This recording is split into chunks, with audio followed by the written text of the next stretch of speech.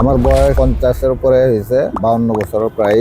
এই বয়সে স্বাভাবিক একটা মানুষের দুর্বলতা হয়, এই জন্য এটা কাটার জন্য আমি এটা ক্রয় করি। ভালো ইনশাল্লাহ, আমি তো আগাইছি 4 ভাগের 3 ভাগ আল্লাহর মতো ছোট হয়ে গেছি। আমার চিন্তারও বাইরে এরকম একটা পরিবর্তন আমি নিজের মধ্যে ফিল করতেছি। কোনো কিছুতে কোনো এনার্জি পাচ্ছিলাম না, শারীরিকভাবে একটু ক্লান্ত, সাথে একটু ঘুম ঘুম ভাব এবং শরীরের বিভিন্ন জায়গায় একটু ব্যথা অনুভব করতেছিলাম।